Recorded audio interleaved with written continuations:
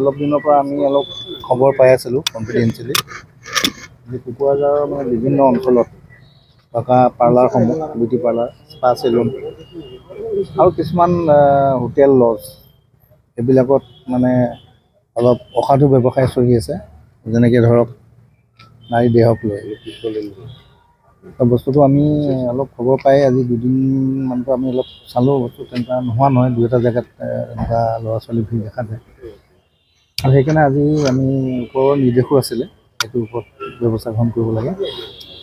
এইকেইদিন বেলেগ অভিযান চলি আছিলে, দেখিছে আপোনালোকে। আজি সেইটো অভিযান আমি কৰিলোঁ। আমি তিনিখন স্পা চেলুনত আজি অভিযান চলাইছিলোঁ। তাৰে এখন হ'ল আপোনাৰ ৰিলেক্স ইউনিচেক্স চেলুন।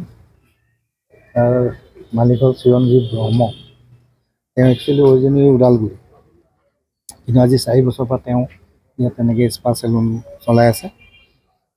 তেওঁ তাতে আমি 4গৰাকী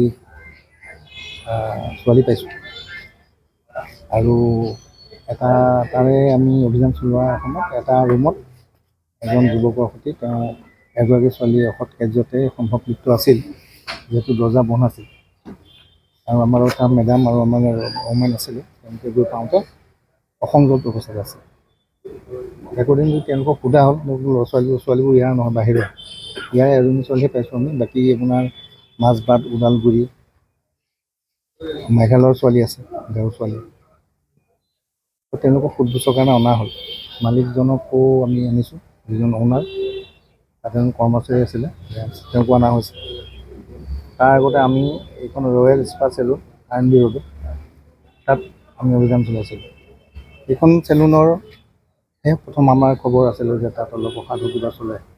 এই মালিকজন হ'ল আপোনাৰ হান্নান আলী, তেওঁ ইয়াৰ নহয়, বৰপেটা হাউলিফালৰ মানুহ।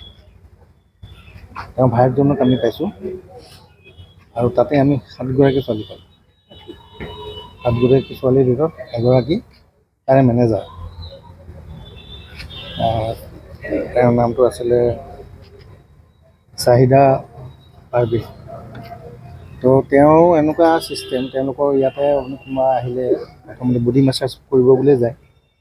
কাষ্টমাৰ তেওঁলোকে ইয়াত পইচা লয়, এই মেনেজাৰগৰাকী 500, 600, 700 এনেকৈ মানুহ চাই লয়। আকৌ সেই ছোৱালীৰ মেছেজ কৰিবৰ কাৰণে ৰুমত যায়, তাতে কিছুমান কেবিন আছে।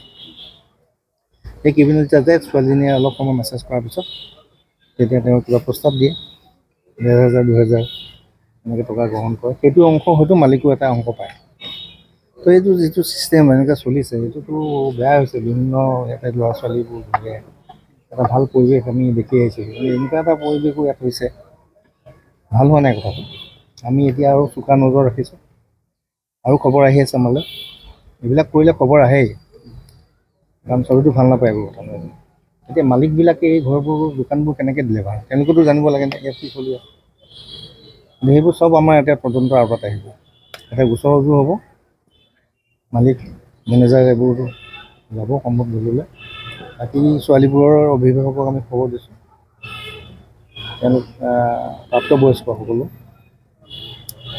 অভিভাৱক অহাৰ পিছত আলোচনা কৰি তেওঁলোকে হয়তো চম্জি লৈ যাব, এনেকুৱা এটা পৰিৱেশ। কিমানটো এইফালে 4, এইফালে 6, 10গৰাকী এনেকুৱাই পাৰ্লাৰত কাম কৰা ছোৱালী আৰু এগৰাকী মেনেজাৰ, 11গৰাকী। আৰু এইফালে পুৰুষৰ ভিতৰত 2জন অ'নাৰ, এজনৰ নাম মই ক'লোঁ, আৰু এজন মুছলিম, যিজন হান্নান আলী, তেওঁৰ ভায়েক। তেওঁৰ ভায়েকে ইয়াত এইটো চাই থাকে, তেওঁকো অনা হৈছে। এইটো নামটো আছিলে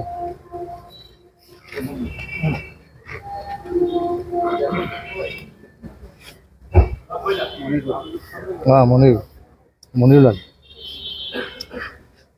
ভায়েক বুলি কৈছে, মানে ডাইৰেক্ট ভায়েক নহয়, সম্ভৱ সম্বন্ধীয় ভায়েক। ইয়ে চাই আছে ইয়াত। আৰু হান্নান আলী এই ছোৱালীবোৰ গোটাই সংগ্ৰহ কৰে, কেনেকৈ প্ৰলোভন দিয়ে, কেনেকৈ আনি ইয়াতে থয়, তাৰপিছত ভায়েকক চমজাই দিয়ে।